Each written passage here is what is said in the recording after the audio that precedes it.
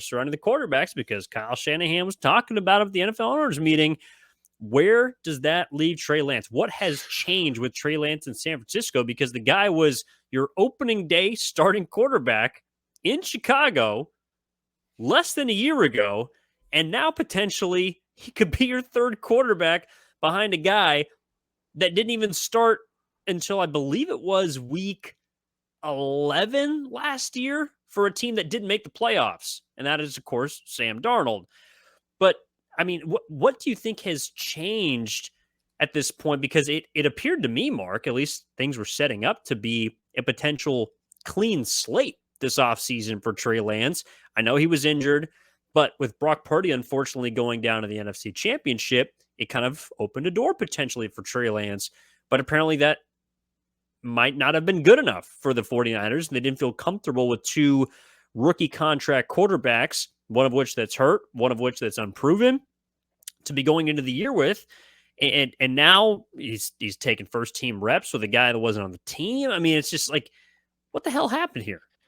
It's a great question because from the outside, nothing has changed. Evan, everything the 49ers are saying about Trey Lance is nothing has changed. They still really like Trey. I mean, remember, you referenced it, I think, last episode, or maybe it was last week, when Kyle Shanahan at the end of season presser after the NFC Championship game loss said, we have two starting level NFL quarterbacks that we can win games with on our roster. Everything the Niners have said about Trey Lance has still been positive. Now, you can maybe try to do your best to read between the lines, and you could come up with, well, was this an indirect slide at Trey Lance? But really, everything they've said has been positive about Trey Lance. And, I mean, I want to make something clear. For me, Evan, it's not an issue that it seems like Trey Lance is going to need to compete with Sam Darnold to win the week one starting job if Brock Purdy isn't healthy, or the backup job if Brock Purdy is healthy. That's not an issue by itself. But when you combine that with, again, the Niners saying that nothing has changed with Trey Lance, then it's an issue because he was your starter last year and he only stopped being your starter because of an injury. You say nothing has changed, but now he's competing with this other quarterback who you just signed off the street randomly earlier in the month? Like, it does not make any sense. Something has obviously changed. You are lying to everyone because otherwise he would be your de facto number two. There's no question about it. And this is the thing, like, I know a lot of coaches, it happens mostly in college, but I would imagine at the pro level, it probably happens as well, where you set up a position battle as, hey, you know, we're going to leave it all out there. You know, it's a clean slate at the beginning of each year. You know, our left tackle is going to have a chance to beat out the number one, and you know, our safety is going to have a chance to move into a starting spot, or you know, maybe we're going to move it around. And you know, training camp, preseason, the offseason is going to determine who our starters are. Even if that's the case, which I don't believe happens significantly at the level of football that we're talking about, you generally do not hear the type of tone taken that we're hearing from both, I would say, the general manager and the head coach of a team concerning what is the most important position in the sport. Like, you hear confidence when you hear quarterback. We believe in name A, Joe Schmo. He's our guy. You know, we've, even if you haven't had him for too long, you know, it's, like, these discussions don't happen unless there is some smoke underneath it. Yeah. And when I think about what has changed with Trey Lance in San Francisco, it does feel, maybe this is a stretch, but it feels a little like what happened in Washington with Robert Griffin III and Kirk Cousins. Now, Robert Griffin III was much more proven than Trey Lance was. But the moment that he tore his knee up in a playoff game, Kirk Cousins was allowed to come in, and Kirk Cousins was given full reins of the operation, and Kyle Shanahan decided that the low-risk option in Kirk Cousins was his guy, and he decided he was going to turn him into the quarterback that he wanted. He was going to mold him into the guy that he needed for that offense. And it just feels like Trey Lance is kind of getting the short end of the stick here to the point where even if he gets a chance to start, like it's a ticking time bomb for him because Brock Purdy, by all signs, is going to come in and take the starting job when he's ready.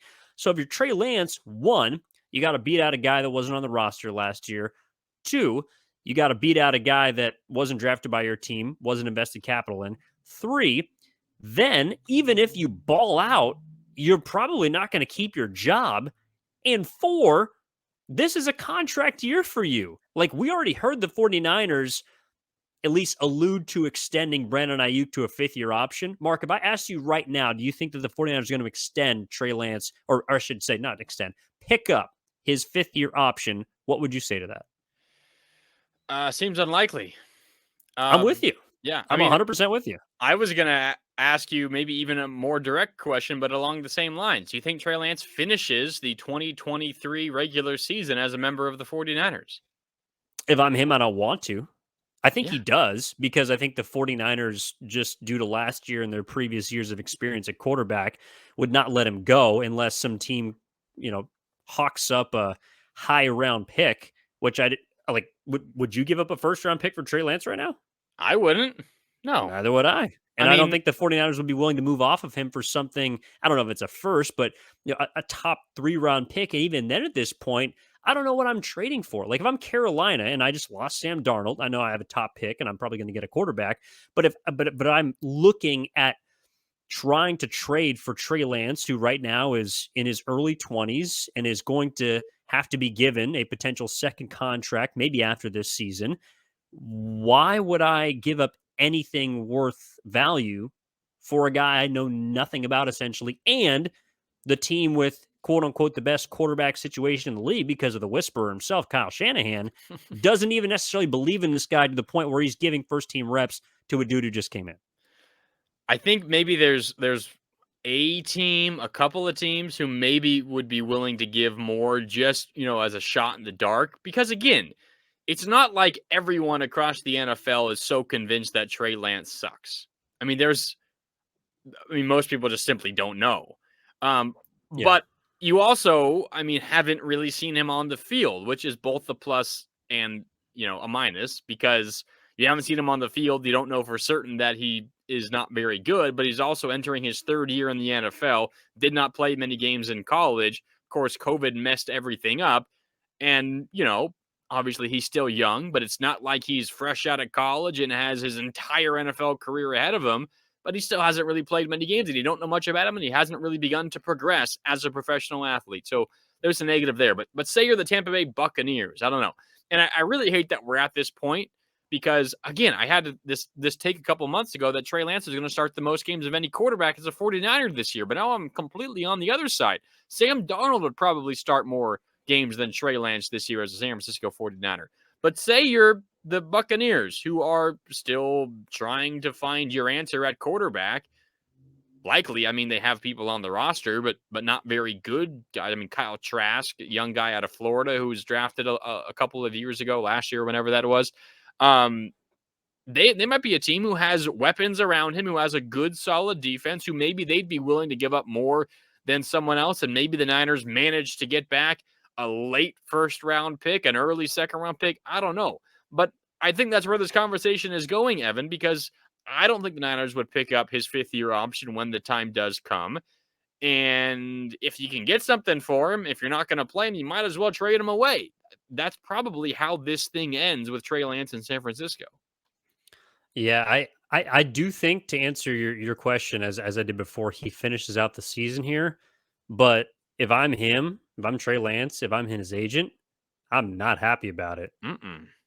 I do not feel comfortable right now about my standing with the organization. The only thing that makes me feel good is the first round check that I'm picking up, but it might be your last. The way that the 49ers have failed to develop him, have failed to, I mean, they gave him a shot last year. Look, he got injured, but it doesn't look like this season there's going to be much of an opportunity. We could be wrong, but if I'm the 49ers and this is the way you're talking about your guy, as a fan, I'm like, well, what has changed? I mean, put your money where your mouth is. Like, give this dude the opportunity to go out and earn it. And if he can't, that's a different story. But it sounds like the Niners, as we've kind of danced around, have just simply lost confidence in Trey Lance. I have a question for you. So Trey Lance has started, what, off the top of my head, 4 games as a San Francisco 49er, 2 as a rookie year fill-in, and Yep. then 2, of course, this most recent year when he was the starter His for week rookie 1 and season, he week 2. filled in a pivotal game that helped them make the playoffs against Houston. Yeah, he did, and he had a slow start, but Yeah, ultimately played he was pretty well in solid. that game. Just this whole talk about trading him got my mind rolling. I'd have to do some research, and it might take a while, and I might not be able to find the answer. Certainly won't be able to in the course of this episode. We got But more episodes. um, 4 starts. Say Trey Lance does not start another game for the San Francisco 49ers. Would that be the fewest starts for the team that drafted the quarterback of like a top 5 pick in NFL history? 4 starts for the team that drafted you when you were a top 5 quarterback. I mean, that's got to Off the be up top there, of my right? head, I would say yes. Just because I also, well, this is, I do think that teams in the past have been more willing to play their first rounders. I know first rounders have sat longer, Yeah. but generally when they've been kind of groomed and readied, they have been given at least a full season. And look, hey, again, Trey Lance got hurt in his second game, so he didn't get he would have played more than 4 games. So it's a combination of distrust along with injury and now opportunity for the 49ers to upgrade at that position. Yeah, but like the example, I know he wasn't a top 5 overall pick. Jordan Love was a first round pick in 2020. He Mhm. sat behind Aaron Rodgers now for 3 years, and it seems like he's going to get the chance to start this season, assuming that Aaron Rodgers isn't a Packer, which seems very likely at this point. Maybe he gets hurt, and that influences the number of games he starts. He has 1 start under his belt in his first 3 years, but you're right. That's generally how these sort of things go. If you don't immediately start, you get your chance eventually, and at least you're given, I don't know, half a season's worth of rope. And then if things are they still terrible at that point, then okay, maybe you move on. But we're in such a unique situation where he was a top 5 overall pick. He started a few games, hasn't been so terrible that you're convinced that he's bad and can't get better, and the only reason he hasn't been starting is because of injury, and then you move on from him and don't give him another chance. That is one of the most unique quarterback situations in NFL history. Yeah, I will say I think it was Sam Bradford was the last quarterback I think that you could kind of sign to whatever contract that you wanted, and Mm. that was in the late 2000s, early 2010s where they switched that. So I think there is a little less of investment involved for teams taking quarterbacks high, which kind of changes the situation. But you're right. I mean, I like off the top of my head, even if you think about the biggest bust at quarterback in NFL history, first place my mind goes to Ryan Leaf, and I think he got 12 NFL starts over a couple of seasons. Jamarcus Russell was the starter over the course of I think 2 seasons, maybe even 3. Um, yeah, no, I think you're onto something, Mark. That would that would be pretty incredible. Yeah, so Ryan Leaf was drafted second overall, 1998 NFL draft, of What a course, year. by the Chargers, and he started over 2 years with the Chargers, 18 games. 18. So Okay. 18 games over 2 years, Wait, wait, wait. Wait, wait. 9 in each of the 2 years. Let me guess. Did he win 2 Oh. games? In his 18 starts, he went, let's see, do the math, 4-14. Damn it.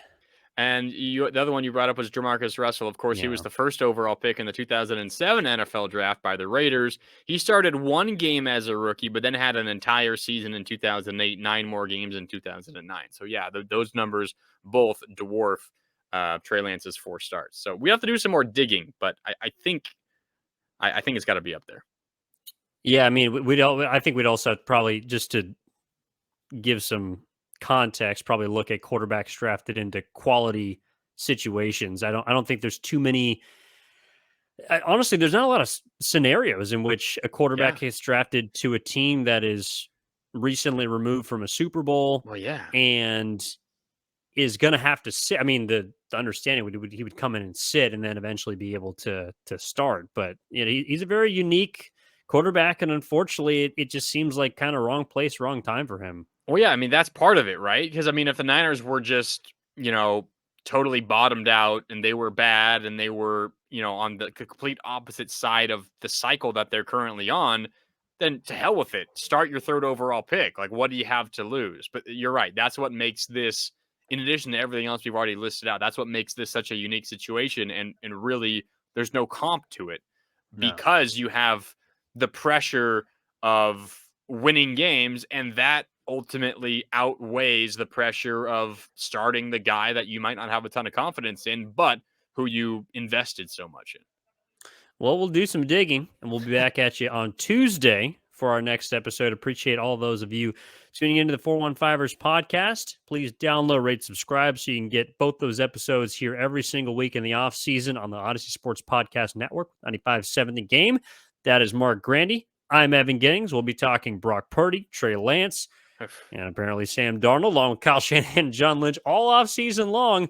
And again, Marc, we're moving towards April, in which the NFL draft commences. So looking forward to that as well.